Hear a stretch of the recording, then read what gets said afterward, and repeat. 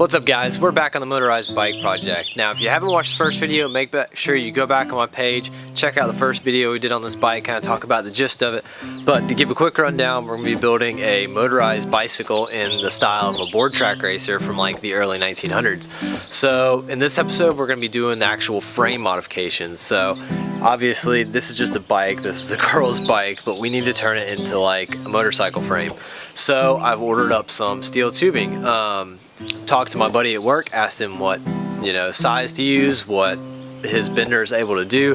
The tubes that are on the bike right now are 1.25 inches. Decided to go down to 1 inch because he doesn't have a die for 1.25 inches, and honestly a smaller diameter pipe is probably going to be more prevalent of what used to be on the older motorcycles. So I've got a 10-foot section of 1 inch OD pipe. It's 083 wall DOM, just standard cheap steel. It's thicker than what's already on the bike, so as far as strength goes, it's no problem. Plus we're going to be having 3 bars instead of 2, and it's a little bit thicker, it'll be easier to weld, easier to work with, easier to bend, so it's a win-win for all that. But now the steel's coming tomorrow. He needs some template to go by to actually bend the tubing to, so that's what we're going to work on now. So let's go into the garage and work on that.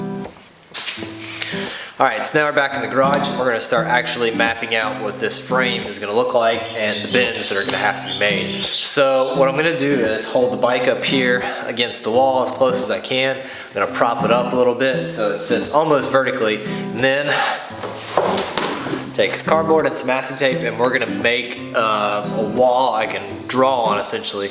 And really what I want to do right now is I want to get the seat tube angle and the steering angle, I guess if you want to call it that, figured out. Then sit on the bike, pull the motor over here, look how far away these are going to be, because this is a girl's bike, it's way too close, so I need to stretch the frame length a little bit. That's probably the biggest change as far as the bike frame is concerned. Then we're going to hold the motor up here, see how big of a bottom hoop I'm going to do. If you look at a lot of other board track racers, they have a bottom hoop that comes up to the top tube, and then a straight bar at the top, and then a bar that comes up and then goes flat, so you can fit the gas tank in there. So that's what we're going to replicate. We're going to play around with the design a little bit, map it out so we can just get angles, and this is literally something I can hand my buddy at work so he can make bends off of, so then we can actually bring it back and we can modify it a little bit on where we cut and weld those. So let's get into it.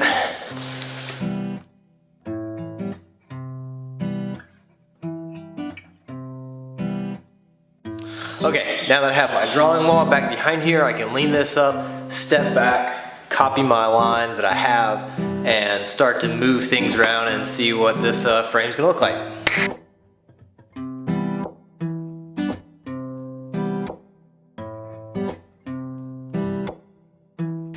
Okay, so what you saw me do there was I went ahead and put this light in front, and that's literally just so I can get a shadow of the angles. As long as I can figure out what the angle is and then kind of a rough measurement of where things are, then I can start building the bike frame on the paper. So now that I've got kind of my length figured out and how far much further forward I want the handlebars, and the angle and the length of the top tube and the bottom, or the seat tube and the front head tube, is it head?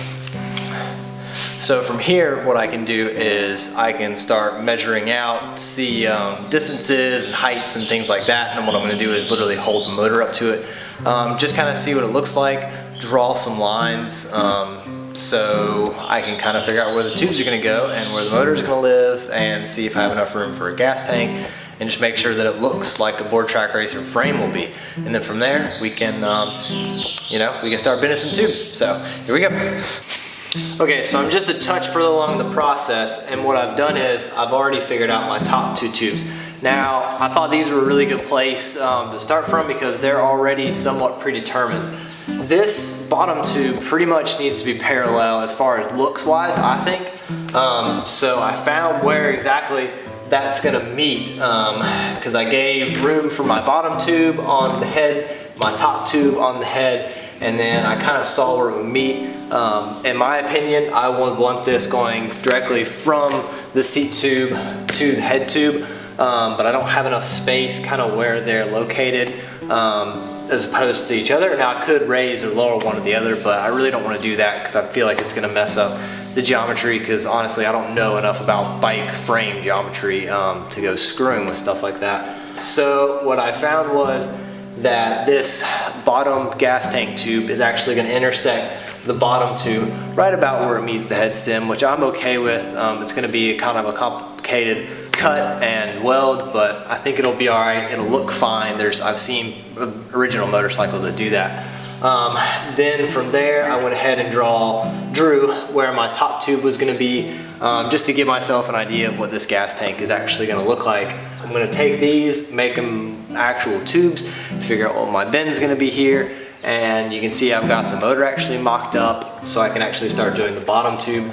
I'm going to go start doing that, but first, tacos for dinner. Okay, so after some time, I've kind of drawn everything up to scale, and I think I have what is going to be my frame.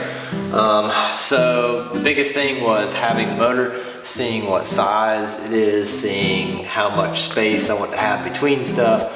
I actually drew it further forward than I wanted. It's probably going to end up further back, but for the sake of the frame design, it works really well for there. I didn't do the big loop at the bottom like is so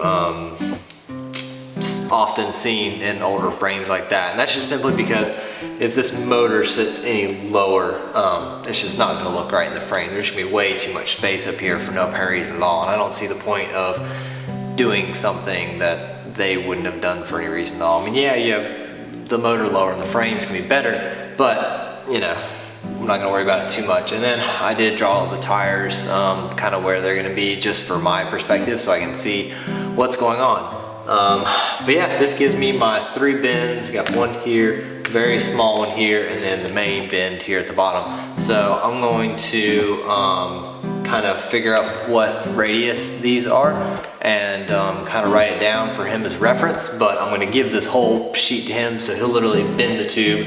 Does it match? Yes, and he can lay the tube on top of this, and if it literally matches this drawing, then he'll know it's right. He'll know the spacing in between these 2 bends is correct and everything else.